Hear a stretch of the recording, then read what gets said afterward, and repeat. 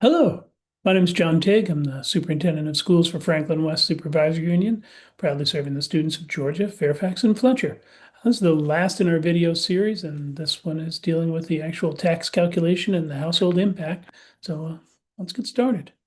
So I want to just start. We've seen this slide before. This budget reflects the district's goals. And then one goal is to maintain fiscal responsibility while meeting the needs of our students, staff, and community. We want all of our students to receive the best first instruction in all academic areas and have intervention and enrichment when appropriate. We want our students to be prepared for success in the high school of their choice. And we want our facilities to be well maintained and adequate to meet the educational needs of each student.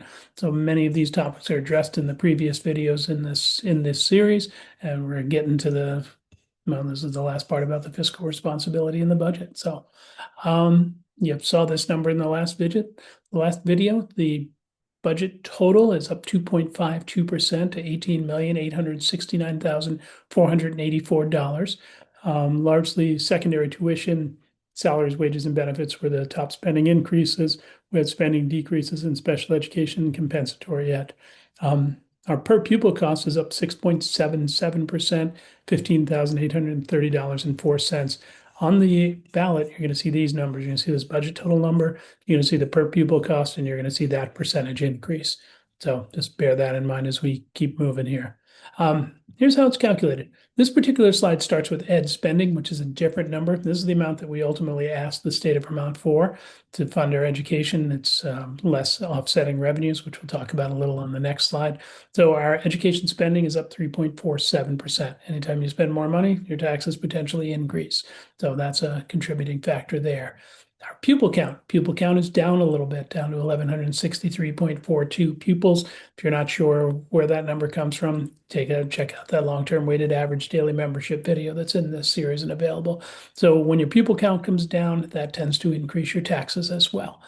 Here we're seeing spending per equalized pupil, which is just this number. Ed spending divided by the pupil count gets us $15,830.04. When your ed spending goes up, that tends to lead to an increased tax. The property yield set by the legislature, this is the number set on December 1st. It's an estimate at this point. It's up a little bit from last year. So when the property yield goes up, that tends to result in a decrease in your taxes. And common level of appraisal is down a little bit. And Georgia's is due for a reappraisal. That's why your appraisal level is under 100%.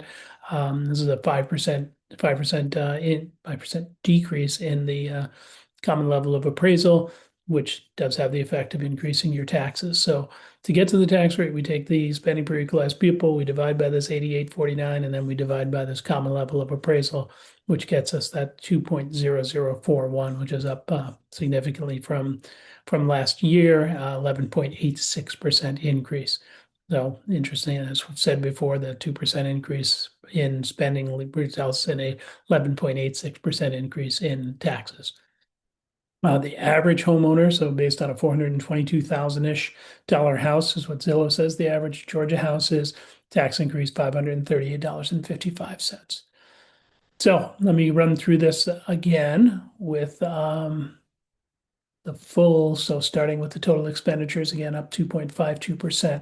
Offsetting revenue, this is the impact of fund balance that we might have, surpluses, other income that we might see, which is a little lower than what we were able to put in offsetting revenue last year.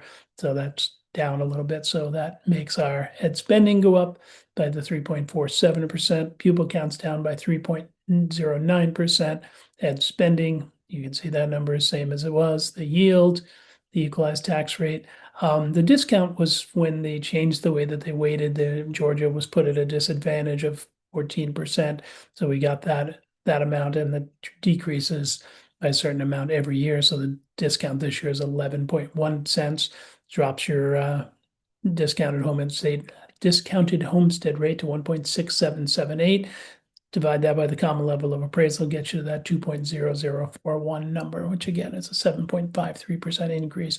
So how we get from 2.52 expense increase to 7.53 actual homestead rate, you can see all these other numbers, the pupil count and the common level of appraisal are probably the ones that do the most impact on that number. Here's what it works out for a house, which obviously is not in is in opposition to the number I put on that previous slide. So a $450,000 house is going to be at about 875, I would guess, rather than what I said previously. But you can see a $400,000 house, an $850 tax increase, which is significant. There's no getting around that. Historically, the board has tried to keep things in check. In 2023, taxes actually went down. They went up a little bit. They went up quite a bit. They went up somewhat of a in between amount last year, and then this year an $850 increase. And so that is about $382 per year on average over the past 5 years, which is again not insignificant, but just numbers. So the governor in his budget proposal indicated that he would put $105 million in the ed fund to offset tax increases. We've seen from the Joint Fiscal Office an estimate of what the yield would be if there was a $75 million transfer, and we use that number just to give an indication of like, well, what happens if these numbers were played out. And so it changes that $800 increase to about a $500 increase, which is more in line with what I said the average tax increase would be on that previous slide.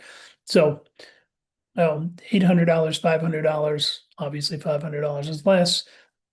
This is maybe the best case scenario. It might be a little bit even better if it's more than $75 million. We tend to give you the information, the worst case, which is what we know on December 1st. So I want you to have all that information as you go through. Tax increases are challenging for us. We built a budget. We keep in mind the tax rates increase significantly. We review every single line. If we can save $500 here or $250 there, we do it because those little bits add up over time. The board's gathered input from school leaders, staff, parents, community members, anybody that wants to tell us what they think, we listen. And try to balance the needs of taxpayers with the needs of our students and staff. It's not easy to do. It required trade-offs. It required an actual decision by your board to reduce staffing by offering an early incentive retirement. That's going to have a couple less people available to support students next year. We'll figure out how to make it work, but that was one of the things that the board decided they needed to do. That it makes sense. So what you're going to see on the ballot is Article 2, shall the voters of said school district approve the school board to expend $18,869,484, which is the amount necessary for the ensuing fiscal year. It results in a per pupil education spending of $15,830.04, 6.77% higher than per pupil education. So for the current year. So that's Article 2 about the money. Article 3 is shall the voters of said school district authorize the school directors to borrow money for school expenses in anticipation of revenue for the ensuing year. Here's what this means. We start a new fiscal year July 1st. Essentially, we run out of money on June 30th. We have bills to pay in July and August and September. In September, late September, we get the money from the state. So we borrow enough money to get us through those 2 months. We put it in an interest-bearing account.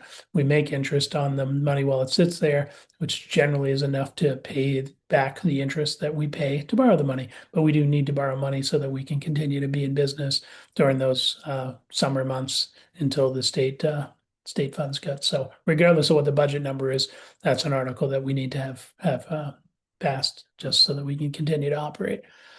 So step 1, vote. Please vote. March 3rd in person at GEMS. You can get an absentee ballot if you or family member is going to be out of town so that you can have your voice be heard. Plan A is that we get a successful vote and we can just move on to planning and hiring for the 26-27 school year. Plan B, if it's an unsuccessful vote, then we'll work on a revised budget for a revote and kind of have to put our plans for 26-27 on hold until we know where we're ultimately going. This is the last video in this series. You can go back and look at any of the other ones if there are questions. You can watch this one again if you really want to. And yeah, so please, early voting has already begun. Talked about that. Reach out to the town clerk. The budget information meeting is Thursday, February 19th, 2026 in the Georgia Library. And voting day, Tuesday, March 3rd, all day in the gym at Georgia. Thanks for watching. Thanks for your support of our schools. We hope we've provided enough information for you to be able to make an informed decision about the budget. We appreciate your support of our schools, and that's about it. Thanks for watching, and have a great rest of your day.